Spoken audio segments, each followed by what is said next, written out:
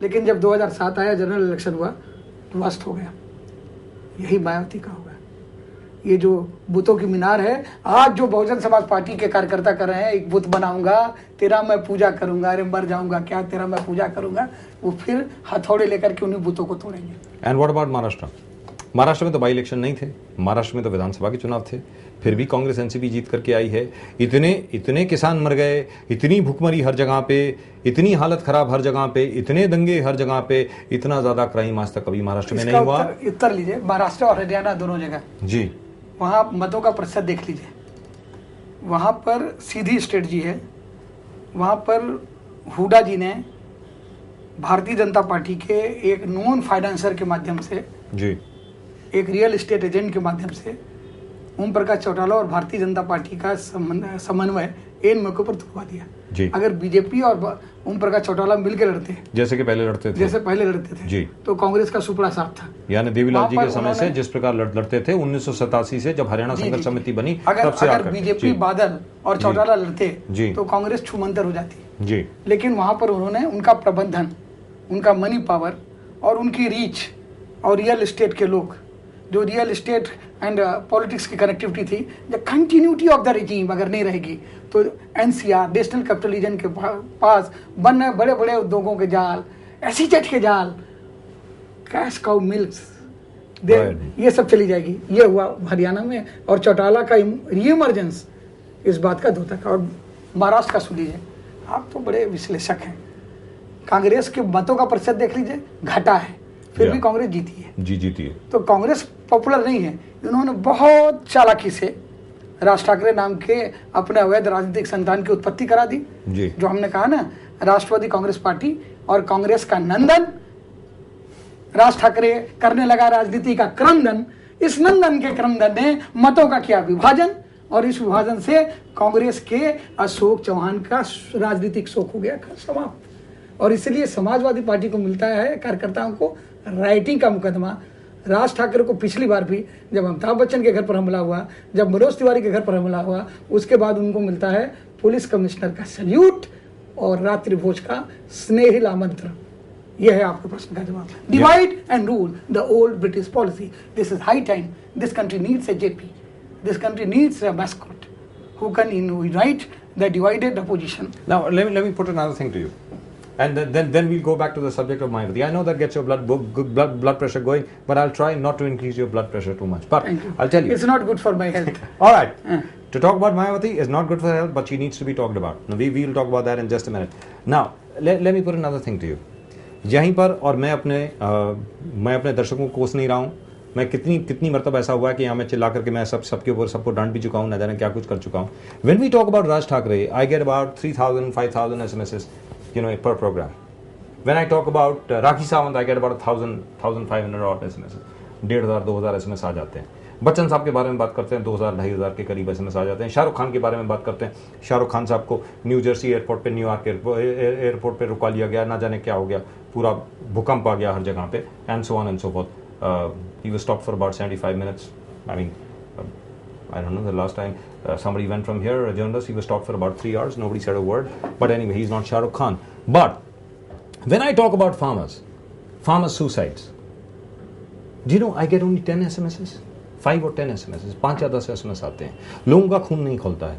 क्या लोगों का खून तब खोलेगा जब ये किसान नक्सलवादियों से मिल जाएंगे, माओवादियों से मिल जाएंगे, जब ये हल जो चलाते हैं, अभी जब ये आत्महत्या कर रहे हैं, जब आपकी और मेरी हत्या करेंगे, तब जाकर के लोग जागेंगे.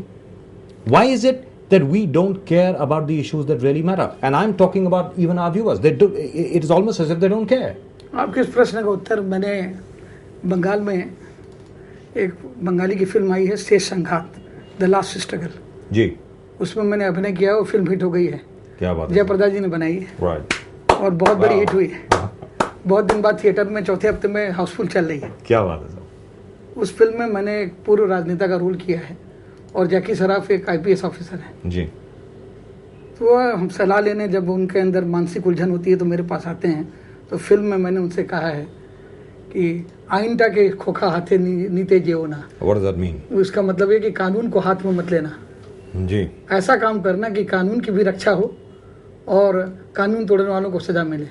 फिर दोबारा वो किसान जो कानून तोड़ते दिखाई देते हैं फिल्म में, वो शोषित हैं, उनके साथ बलात्कार हो रहा है, उनकी महिलाओं को उठाया जा रहा है, उनकी बच्चियों के साथ रेप हो रहा है, और लैंड ग्रैबर्स जो हैं वो हावी हो रहे हैं। तो वो कहता है, जो जैकी श्रॉफ दोबारा आता है मेरे पास और पूछता है कि सर आपने कहा था कि कानून नहीं तोड़े, लेकिन जो कानून के साथ जो वाइट कॉलर लोग हैं ये असली क्रिमिनल हैं, और जो कानून तोड़ रहे हैं वो तो स्ट्रगल कर रहे हैं, तो मैं क्या करूं? तो हमने कहा मौनेर कथा सुनबे, तुम्हें की करबे खोखा, सिस्टम ही जो पहुंचे गए तुम्हारे तो किचु करार नहीं। हमने कहा मन की बात सुनो बच्चे, तुम क्या करोगे? अगर सिस्टम ही सड़ गया है तो तुम वही करो जो तुम्हारा मन कहता है, यानी हथियार उठा लो। ये मैंने फिल्म में कहा है। मैं एक जिम्मेदार राजनेता ग्रुप में नहीं कह सकता, लेकिन कई नक्सलवादियों का मेरे पास फोन आया, और किशन जी के भी किसी प्रतिनिधि का फोन आया कि किशन जी जो वहाँ पर बहुत सक्रिय हैं बंगाल में, उन्होंने भी कहा कि अमर सिंह जी की उक्ति बहुत अच्छी थी और ये बात बहुत ठीक थी। तो देखिए, फिल्म का नाम है शेष संघात, लास्ट स्ट्रगल। अगर 10 SMS आएंगे और ऊंचे महलों में रहने वाले लोग भूख से मरे किसानों के बारे में SMS नहीं करेंगे, और शाहरुख खान जी को रोकने जाने वाली जो बात है, मैं यहाँ स्पष्ट कर दूं, लोगों ने जोड़ दिया कि मैं शाहरुख खान के खिलाफ बोल रहा हूँ, बिल्कुल नहीं। मैं आपको बताऊं, हुआ ये है कि अंबिका सोनी बोल पड़ी, चिदम्बरम बोल पड़े, शशि थरूर बोल पड़े, और जब कलाम साहब को रोका गया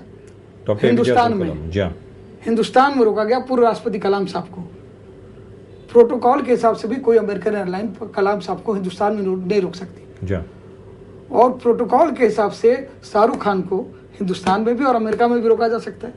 he is not beyond protocol. तो शाहरुख खान के लिए तो सूचना प्रसारण मंत्री और विदेश मंत्री और गृह मंत्री का बयान, और कलाम साहब के लिए कोई नहीं। मैंने इसका विरोध किया था, और लेकिन लोगों ने गलत समझा। तो मैं बताना चाहता हूं कि जो आप कह रहे हैं बहुत बड़ी त्रासदी है, इनसेंसिटिविटी, गैर संवेदनशीलता विदर्भ के किसानों के लिए। लेकिन यथा राजा तथा प्रजा, अगर शरद पवार जी अगर वो एक बयान देते हैं कृषि मंत्री के रूप में, अभी 4 महीने तक कुछ नहीं होगा, तूर की दाल का, चावल का और गेहूं का कुछ नहीं होगा 4 महीने तक, भूखो मरो। वे मुझे वो मैरी एंटोनेट की बात फ्रेंच रिवॉल्यूशन के पहले याद दिलाती है। You don't have bread man, why don't you eat cake and drink wine?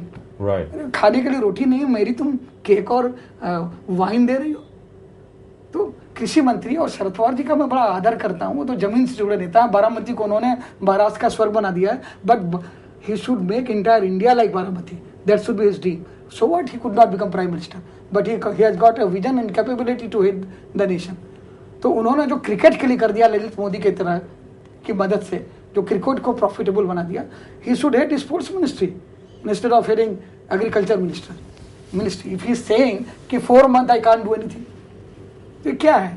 He is a very good sports administrator. Right now, coming back because that by the way is a bit of a swamp in terms of it's quicksand as far as agriculture is concerned, as far as farmer suicides are concerned. We can be at this now for the next 2 or 3 days, and nothing really will emerge. And what will actually emerge will be a nightmarish picture. It will be a horror story. Now we won't talk about that a little bit, but let me just talk just a little bit about what took place over here in Mumbai, and then we move on to Uttar Pradesh and to Delhi, and then we let Mr. Amar Singh go. In terms of what is happening in Mumbai at the moment, one final word from you. Suppose tomorrow, और जिस तरीके से अभी आंदोलन चल रहा है, जिस तरीके से अभी मराठी मानुस की बात हो रही है, अगले दिन अमिताभ बच्चन हो, भले शाहरुख खान हो, आमिर खान हो, सैफ अली खान हो, जो भी लोग, सलमान खान हो, यश चोपड़ा हो, बाकी सब जितने भी लोग हों, सब लोग उठ करके ये कहते हैं कि भाई हम तो नोएडा के फिल्म सिटी में जा रहे हैं, हम अपनी फिल्में वहां बनाएंगे। कोई नहीं कहेगा।